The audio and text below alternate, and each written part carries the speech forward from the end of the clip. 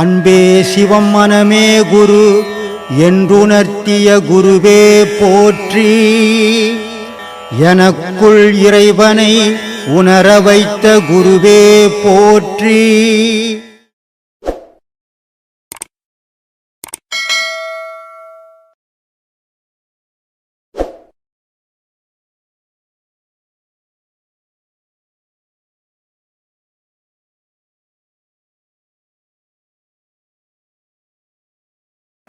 மனிதனுடைய பிறப்பு ஒரு அற்புதமான பிறப்பு. உலகத்தில் 84,000 கோடி ஜீவராசிகள் இருந்தாலும் எதுக்குமே கிடைக்காத ஒரு தெய்வ தரிசனம் அந்த மனிதனுக்கு மட்டும்தான் கிடைக்கும். அந்த மனிதனால் மட்டும்தான் தெய்வத்தை உணர முடியும். அப்படிப்பட்ட அற்புதமான பிறப்பை பிறந்த நம்ம பிறப்பை வீணாக்கிடக்கூடாது. ஒவ்வொரு மனிதனும் தனக்குள்ளே இருக்கிற பேரொலியை பார்க்கணும். கடவுள்ன்றது ஒரு கற்பனையில் போயின்னு இருக்குது இன்றைக்கி உலகம். கடவுள்ன்றது ஒரு கற்பனை இல்லை. கடவுள்ன்றதே நீ தான், நீ இல்லைன்னா கடவுள்ன்னே ஒன்று கிடையாது. அதனால தான் நான் பல வீடியோக்களில் சொல்கிறேன், கடவுள் நீ இல்லைன்னா கடவுள் இல்லை. கடவுள்ன்றது ஒரு கற்பனையில் வழிபடாதீங்க. ஏதோ படிப்பில் கடவுள் கிடையாது. உங்களுடைய உடலுக்குள்ளே தான் கடவுள் இருக்குது. அதை நீங்கள் தேடி எடுக்கணும். அதை தேடி எடுக்கிறதுக்கு வழி தெரியணும். அந்த வழி தெரியறதுக்கு தான், காட்டுறதுக்கு தான் ஒரு குரு வேணும் அப்படின்ட்டு. அப்படிப்பட்ட இந்த மனித உடல் அமைஞ்ச இந்த மாபெரும் சக்தி உள்ள மனிதனுக்குள்ளே இருக்கிற இறைவனை ஒவ்வொரு மனிதனும் உணரணுன்றதுக்காக தான் நான் 40 வருஷமாக இதை பேசின்னு வரேன். இன்றைக்கி உலகம் ஃபுல்லாக எவ்வளவோ இடங்களில் எவ்வளோ பரவி இருக்குது, எவ்வளோ முன்னேற்றங்கள், எவ்வளோ விஷயங்கள் எனக்கு ஃபோன் பண்ணின்னு சொல்கிறாங்க. அது ஒரு சின்ன சந்தோஷமாக இருந்தாலும் இதை எல்லாருமே அடையணும் அப்படின்றது தான் என்னுடைய குறிக்கோள். இதை ஏன் அடையணும்? மனிதன்றவன் சின்ன சின்ன துக்கங்கள் வந்தால் தோண்டு விழுந்து போகிறான். சின்ன சின்ன சந்தோஷங்கள் வந்தால் தலைக்கால் தெரியாத ஆடி போகிறான். ஆனால் மனிதன் ஒரு நிலையில் நிற்கிறது இல்லை. அந்த மனிதன் ஒரு நிலையில் நிற்கணும்னு சொன்னால் இந்த தெய்வத்தை பிடிக்கணும், இந்த தெய்வ பாதையை பிடிக்கணும், உன்னுடைய உயிரை உணரணும், உனக்குள்ள இருக்கிற பேரொழியை நீ பார்க்கணும். பார்த்தால்தான் முக்தி மோட்சம்ன்றது. பேப்பரில் படிக்கிறதால முக்தி மோட்சம் வராது. பேப்பரில் இப்போ எழுதியிருக்குது, எல்லாம் எழுதியிருக்குது, ஆனால் எதுலேயுமே பயன் தராது. உனக்குள்ளே இருக்கிற ஒளியில் தான் பயன் தரும். அந்த ஒளியை நீ உணரணும். அந்த ஒளியோடு உன் எண்ணங்கள் கலக்கணும். கடந்தால்தான் முக்தி மோட்சம் என்ற பேச்சுக்கு இடம். அப்போ அந்த வழியை நீங்கள் தெரிஞ்சுக்கணும். அதை உணர்ந்து எல்லோரும் அதில் போனீங்கன்னா மனத்தடுமாற்றம் வராது, பயம் வராது, மரண பயம் இருக்காது, வாழ்க்கையில் துக்கம் இருக்காது. நேற்று கூட டென்மார்க்லேருந்து ஒரு அம்மா ஃபோன் பண்ணுறாங்க. இங்கே நம்மக்கிட்ட வந்து ஒரு வாரம் தங்கி உபதேசம் வாங்கி போனாங்க, சாந்தின்னுட்டு. அந்த அம்மா சொல்கிறாங்க, நான் அன்னாடம் அழுதுன்னு இருப்பேன் வீட்டில், வாழ்க்கையில் அவ்வளோ தொல்லைகள். ஆனால் உங்கள் வீடியோ பதிவுகளை பார்த்து நான் இப்போ அந்த துக்கமே எனக்கு இல்லை. இன்னும் வந்து உங்கள்கிட்ட உபதேசம் வாங்கின்னு போன பிறகு சுத்தமாக எனக்கு துக்கம்ன்றதே இல்லை, பயம்ன்றதே இல்லை அப்படின்னு. இதை அறிஞ்சால் போதாது, எல்லாரும் அறியணும். ஏன்னா பார்வையில் மனிதன் நல்லா இருக்கிற மாதிரி தெரியும், ஆனால் நான் அவனுடைய மனசுக்குள்ள 1000 பிரச்சனைகள், 1000 துன்பங்கள். அந்த துன்பங்களை நீக்கணுன்னா ஒரே ஒரு வழி, உங்களோட உயிரை நீங்கள் உணர்வது மட்டும்தான். மற்ற தெய்வ வழிபாடெல்லாம் கற்பனை தான். அதனால் நிஜத்தை உணர்னா நீங்கள் முதல்ல உங்களை உணரணும். உங்களை உணர்ந்தால்தான் நிஜத்தை உணர முடியும். நிஜத்தை உணர்ந்தால்தான் தெய்வத்தை உணர முடியும். அதுக்காக தான் இவ்வளவும் பேசினுக்கிறேன். இதை நீங்கள் சீரான முறையில் பயன்படுத்திப்பீங்கன்னு நம்புகிறேன். ஆத்மானம் சாமி, நல்லா இருக்கீங்களா? நல்லா இருக்கு சாமி. எல்லாருக்கும் ஆத்மானுக்கும். என் பேர் தங்கமணி, காட்பாடியிலேருந்து வரேன். 21 ஜூலைலேருந்து இங்கே வந்துட்டுருக்கேன். ஐயா கிட்ட சில கேள்விகளை கேட்கலான்ட்டு. சொல்லுங்கள் சார். ஐயா, நம்ம அப்பா வந்து, நான் அப்பா தான் கூப்பிடுவேன், ஏன்னா என்னை காப்பாற்றுறது அவர் தான். குருவை விட அப்பாவாக நான் நினைக்கிறேன் அவர். எனக்கு நான் ஒரு அனாதை, நான் அப்பாவாக நினைக்கிறேன் அவரை. அப்பா சொல்லியிருக்காரு, தியானம் பண்ணும்போது நீ தனித்து பண்ணும்போது நிர்வாணமாக பண்ணு, ஏன்னா துணி சிலது அசைஞ்சா கூட தியானம் வந்து கலைஞ்சிரும் அப்படின்னு சொல்லியிருக்காரு. ஆனால் அந்த போகர் அதே முகன் என்ற குறிப்பில் அவர் படிக்கும் போது அவர் என்ன சொல்கிறாரு, துணியை நீ நிர்வாணமாக பண்ணி ஒரு பிரயோஜனம் இல்லை, மனசை நிர்வாணமாக பண்ணுன்றாரு. எனக்கு இது புரியாத புதிராக இருக்குது படிக்கும் போது. அதுக்கு விளக்கம் கூறினீங்கன்னா நல்லா இருக்கும்.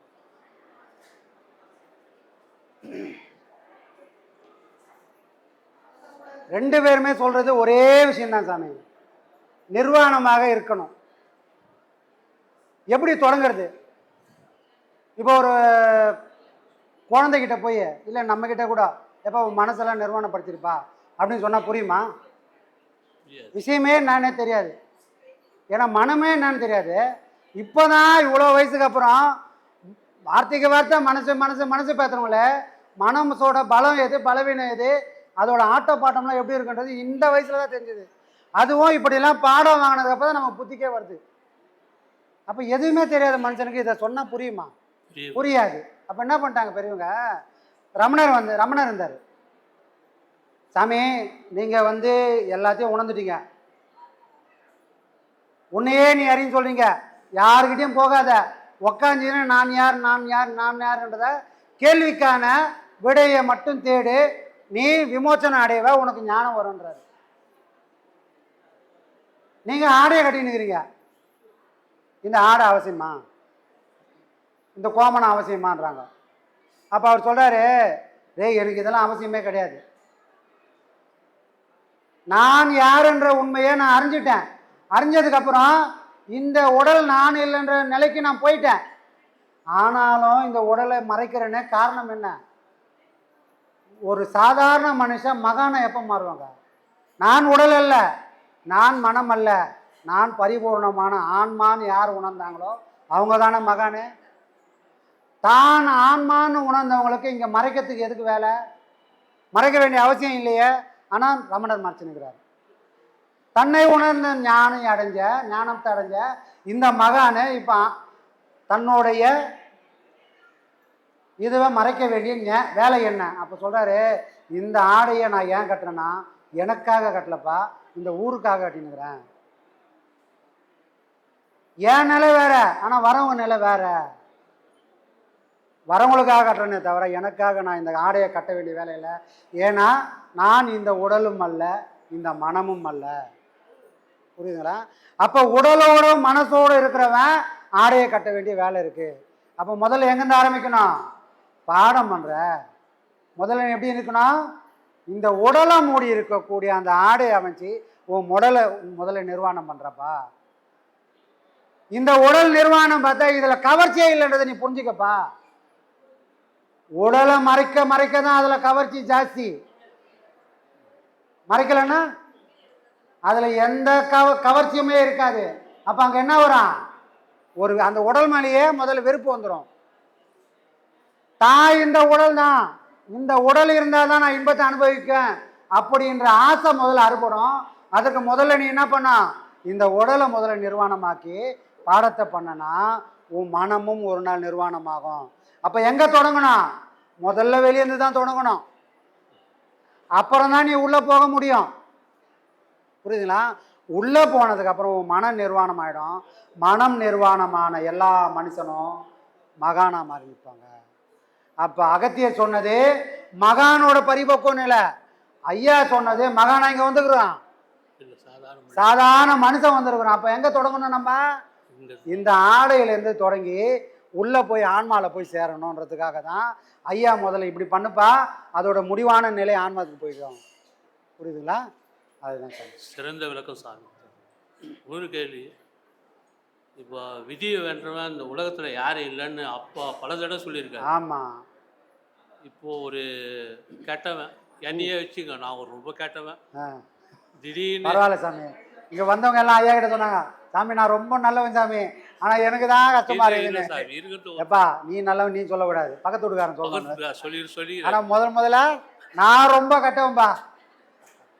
சொல்லுங்க சாமி. நான் ஒரு கெட்டவன், திடீர்னு இன்னும் யூடியூப் பார்த்தேன், வந்தேன், ஏதோ சரி வரும்போது சொன்னாரு, டே காலி சட்டியோட வந்துடா பாவி, முதலே வந்திருந்தாலும் பரவாயில்ல, சரி உன்னால முடிஞ்ச வரைக்கும் ஓடு, என்னைக்காவது ஒரு நாள் ஜெயிச்சிருவேன், எந்த ஜென்மத்திலே ஒன்று, சரி செஞ்சுன்னு இருக்காங்கன்னு வச்சுக்கோங்க. ஆனால் சந்தர்ப்ப சூழ்நிலை அவனை கெடுக்கிறதுக்கு பல விதத்தில் வருது. அதுலேருந்து இந்த தெய்வீக கலையை கற்று ஒழுங்காக பண்ணுறவங்க தப்பிச்சுக்குவானா இல்லை விதியில் போய் பாட்டிக்குவானா? முதல்ல எதை செஞ்சாலும் அதுக்கான பலனை எதிர்பார்க்கறத ஃபஸ்ட்டு நிறுத்தணும். ஞானம்னா என்ன? ஒரு வேலை செய்கிறோம், எதுக்காக வேலை செய்கிறோம்? 30 நாள் உழைச்சா 1ஆம் தேதி முதலாளி சம்பளம் கொடுப்பாரு. அவர் கொடுக்காம போயிட்டா உழைப்போம்மா 30 நாள்? போகவே மாட்டோம், திரும்பி தலை வச்சு படுக்க மாட்டோம். அப்போது இகலோக வாழ்க்கையில் பலன் வேணும். இறைவனோட பாதையில் போகும்போது உன் கடமையை நீ செய்யணுமே தவிர பலனை எதிர்பார்க்கக்கூடாது. எந்த வாழ்க்கையில்? இகலோக வாழ்க்கையில் பலன் வேணும், இல்லைன்னா வாழ்க்கை நடத்த முடியாது. ஆனால் பரலோக வாழ்க்கை, அக வாழ்க்கையில் போகும்போது நீ எந்த பலனும் எதிர்பார்க்கக்கூடாது. உன் கடமை என்னவோ அதை மட்டும் செய்யணும். அந்த உணர்வோடு பண்ணக்கூடிய பாடம் பண்ணக்கூடிய எல்லாரும் ஒரு நாள் விதியை வென்றுட்டு ஊருக்கு சாட்சியாக இருப்பாங்க. புரியுதுங்களா? பலனை எதிர்பார்த்துன்னு சாமி இன்னைக்கு பாடம் பண்ணிட்டேன், எதுவுமே தெரியல, எதுவுமே தெரிஞ்சது தெரியலன்றதுக்கு நாம யாரு? உழைக்க வேண்டியது மட்டும்தான் நம்மளோட கடமை. உன்னோட உழைப்பு உண்மையாக இருந்தால் நமக்கு மேலே ஒரு முதலாளி காத்துனுக்கிறாரு. உன் உழைப்புக்கு ஏற்ற மாதிரி ஊதியத்தை கொடுக்கக்கூடியவர் யாரு? குருநாதர். உழைக்க வேண்டியதை நீ உழைச்சா கொடுக்க வேண்டிய பலன் தானாக வரும். பலனை எதிர்பார்த்து உழைச்சுன்னு இருந்தேன்னா கடைசி வரைக்கும் பாடமும் வராது, பலனும் வராது. புரியுதுங்களா?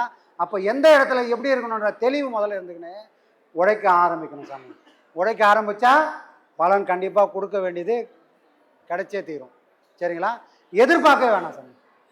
எதிர்பார்ப்பை முதல்ல நிறுத்துறது தான் ஒரு ஆன்மீக வாழ்க்கைக்கு அடிப்படையே. துன்பம் எங்கேருந்து வரும்? அது வருமா இது வருமானு ஓட ஓட ஓட நிழல் மாதிரி துன்பமும் துரத்திக்கினே இருக்கும். நீ வேணான்னு நிறுத்திடு. விவேகானந்தர் போனாராம் ஒரு நாட்டுக்கு. போகும்போது நான் ஒரு மாடு துரத்துது. அந்த மாடு நல்லா வாட சாட்டமாக கும்பலாம் செய்வி குத்தனா குடல் கிழிஞ்சிற அளவுக்கு தெத்தின்னு வருது. இவர் ஓடுறாரே, பின்னாடி தெத்தினே வருது. அப்போது அவருக்கு உள்ளே இருந்து ஒரு குரல் ஒலிக்குது, ஏய் ஓடுறதை நிறுத்தி திரும்பி பாடுறான்றது. ஓடாத, நில்லு, நின்னது மட்டும் இல்லை திரும்பி பாரு அப்படின்றது. அவரும் அதே பண்ண அந்த குரலை கேட்டு ஓடாமல் நிறுத்தி அந்த மாட்டை திரும்பி பார்க்கும்போது இது வரைக்கும் முட்டை வந்த மாடு இவரை பார்த்த உடனே விலகி ஓடுது. புரியுதுங்களா? இந்த ஞானம் வேணும். எதையுமே இது ஓனா அது கிடைக்கவே கிடைக்காது. தேடுறதை முதல்ல நிறுத்திட்டு தேடல் எப்போ நிற்குதோ அப்போ நீ கேட்காத எல்லா விஷயம் உன்னை தேடி வர ஆரம்பிச்சிடும். புரியுதுங்களா? வேட்கையை விடுறது மட்டும்தான் முதல் வேலை. ஒரு அப்பியாசிக்கு அறிகுறி தகுதி என்ன வேணும்னா இது வேணும் அது வேணும்னு இங்கே எவ்வளோவில் வாழ்கிற மட்டும் ஆசையில் அலையிறவங்க இல்லை. பாடம் பண்ணுறவங்கள கூட இந்த நிலை வேணும் அந்த நிலை வேணும்னு தேடினால் கூட ஆசையில் அலையிறதுக்கு சமம். ஏதோ ஊரில் இருக்கிறவங்க தான் ஆசையில் அலையிறது இல்லை. பாடம் பண்ணிங்கன்னா ஆசையில் அலையிறேன் சாமி, 3 பாடம் வாங்கிட்டு எனக்கு எதுவுமே கிடைக்கல, ஆசை தானே அது. அருமின் அருமின் ஆசை அருமின் ஈசனோடு இருப்பினும் ஆசை அருமின். எப்பா நீ ஈசனோட இருக்கிறன்னு ஆசையில் வச்சு நான் அலைஞ்சிட போகிறப்பா. பாடம் பண்ணும்போது யார் கூட இருக்கிறோம்? பொண்டாட்டி கூட வாங்குறோம், உள்ள கூட வாங்குறோம், யார் கூட இல்லையே, ஈசன் கூட இருக்கிறோம். அங்கே போய் பாடம் பண்ணுற இடத்துல எனக்கு அது வரல இது வரலன்னு கவலைப்பட்டா நீ யாரோட இருக்கிற? ஈசனை விட்டுட்டு ஆசையோட இருக்கிறோம். ஆசையோட பாடம் பண்ணால் பலன் கிடைக்குமா? கிடைக்காத. இந்த தெளிவு நமக்கு வருமா? வரணும். பாடம் பண்ணுறவங்களுக்கு இவ்வளவு தெளிவும் வந்தால் மட்டும்தான். ஐயா சொன்னது ஆசை எருமீன் ஈசனோட இருப்பின்னு ஆசை எருமீன்னு ஊருக்கு இருக்கிறவங்களும் சொல்லலை, பாடம் பண்ணக்கூடிய அப்பியாசியான ஒரு சீடருக்கு சொன்னார். ஆனால் சீடருக்கு நமக்கு புரியுமா? புரிஞ்சிருக்குமா சாமி? இந்த மாதிரி நம்ம யோசனை பண்ணோம். நாம் எப்பவுமே எதில் இருக்கிறவங்களே கை காட்டிக்கிறோம். ஐயா சொன்னது மொத்தமும் நமக்கு தான். சரிங்களா? ஆசை எந்த வடிவத்தில் வரும்னு நமக்கே தெரியாது. ஏதோ காசு பணம் தேடி வர்றது ஆசை இல்லை சாமி. அடுத்து ஏதோ ஒன்று எதிர்பார்த்தாலே அதுவும் ஆசையில் போய் சேர்ந்துடும். ஆசை உள்ளவனுக்கு ஆன்மீகம் கை கூடவே கூடாது. புரியுதுங்களா? அப்போ முதல்ல ஒரு அப்பியாசி பாடம் பண்ணால் தர்ப்பணம், செத்தவங்களுக்கு தர்ப்பணம் கொடுக்குற மாதிரி தர்ப்பணம் கொடுக்கணும். எதை? நம்மளுடைய எதிர்பார்ப்புகளை. எனக்கு இது வேணும் அது வேணுன்ற தேடலை. புத்தர் எதை விட்டார் சாமி? ஆசையை விட்டாரா? ஆசையை விட சொன்னார். ஏன் ஆசையை விட சொன்னார்? ஆசையை விட்டா நம்ம வாழ முடியுமா? அவர் அந்த ஆசையை விட சொல்லலை. டேப்பா நீ ஞானத்தை தேடி தான் போற, அந்த ஞானத்துக்கு மேலே நீ ஆசை வச்சிடாதப்பா. பற்று வைக்காத. பற்று வச்சா என்ன ஆகும்? உனக்கு கிடைச்சிச்சுன்னா நீ அனுபவிப்ப, கிடைக்கலன்னா உன் செயலில் தடுமாற்றம் வந்துடும். உன் செயலில் தடுமாற்றம் வந்ததுன்னா கடைசி வரைக்கும் ஞானம்ன்றது எட்டாக்கனியாகவே ஆகிடும். அப்போ நீ எது மேலே இருக்கிற ஆசையை விட்டுறணும்? நீ போகிற பாதையில் இருக்கிற ஆசையை முதல்ல விட்டுருதாப்பா. அதோட முடிவு எதனா இருக்கட்டுமே. எனக்கு என்ன போச்சு, என்ன படித்தவன் இருக்கிறான் என்னை பார்த்துன்னு இருக்கிறதுக்கு அப்படின்னு நான் பாடத்தை மட்டும் பண்ணால் பலன் என்னை தேடி வரும். புரியுதுங்களா? எந்த பிரதிபலனும் விவேகானந்தர் பிச்சைக்காரன்லாம் சோறு இல்லையேன்னு ஊடு ஊடாப்ப கை தொட்டுறான். அம்மா கொஞ்சம் போடுங்க, ஐயா கொஞ்சம் போடுங்கன்னு தெருவா சுற்றுறான் சாமி பிச்சைக்காரன். ஏன் எதை தேடி போகிறான்? வயிற்று பசி அடக்க தேடி போகிறான். தேடி போகணுன்னு கிடைக்கல, அதனால வீட்டு கதவெல்லாம் தட்டி பிச்சை எடுக்கிறான். விவேகானந்தர் ட்ரெயினில் போகிறாரு, காசு இல்லை, பசி, வயிற்ற கிள்ளுது, வேற வழி இல்லாமல் பல்ல கடிச்சிக்கின்னு உக்காந்துக்கிறாரு. அப்போ ட்ரெயின் வந்து ஒரு ஒரு ஸ்டேஷனில் நிற்குது. நின்னா ஒன்று ஒருத்தன் என்ன பண்ணான், கடன்னு ஓடியாந்து கரெக்டாக ஒரு அந்த கம்பார்ட்மெண்ட்டில் ஏறி விவேகானந்தர்கிட்ட இப்போ சாப்பாடை கொடுத்துட்டு போகிறான். இவருக்கு ஒரே ஆச்சரியம், ஏண்டாப்பா என் கையில் காசே இல்லை, ஆனால் பசி வயிற்ற கிள்ளுதுன்னு இறைவன் மேலே பாரத போட்டு நான் இங்கே உக்காந்துக்கிறேன், என்ன தேடி நீ எப்படி வந்து நான் பசியில் இருக்கிறேன்னு எப்படி எடுத்து குத்த, உனக்கு யார் சொன்னது அப்படின்னு கேட்கும்போது அவர் சொல்கிறாரு, எப்போ நான் தூக்கத்தில் எனக்கு ஒரு கனவு வந்தது, டேய் இந்த வண்டி இந்த நேரத்துக்கு வரப்போகுது, என் பக்தன் ஒருத்தன் பசியாக உக்காந்து இருப்பான், நீ முதல்ல சாப்பாடு எடுத்துன்னு போய் இந்த கம்பார்ட்மெண்ட்டில் போய் அவன் உக்காந்துப்பான், அவனை குடுறா அப்படின்னு யார் சொன்னது? இறைவன் சொன்னான் சாமி. இறைவனே தேடி போகிறவங்களாம் பிச்சை எடுக்கிறான், தேடாமல் உக்காந்து நான் இறைவன் தேடி எடுத்துன்னு கொடுக்குறான் சாமி. இந்த உண்மை புரிஞ்சா பாடம் பண்ணுறவங்களுக்கு முதல்ல தேடலே வராது. உக்காஞ்சத்துல இறைவன் கொடுப்பான்ற நம்பிக்கை வேணும். நம்பிக்கை இல்லாமல் பாடம் பண்ணி எதை சாதிக்க போகிறோம்? சாதிக்க முடியுமா? நம்பிக்கையோட தொடங்குற ஒரு நாளும் இன்னைக்கு இல்லைனாலும் ஒரு நாள் விடிஞ்சிரும். வாழ்க்கை ஃபுல்லாக இருட்டே இருக்க போதே அப்படின்னு எந்த கழகமும் வேணாம், இதுக்கும் ஒரு விடிவெளி இறைவன் கொடுப்பான் அப்படின்னு அவனை என்னைக்கு பரிபூர்ணம் நம்புகிறோமோ விடிவெளியை மறுநாளே வந்துடும் சாமி. நம்பிக்கை வேணும் வாழ்க்கையில். புரியுதுங்களா? அதுதான் சாமி.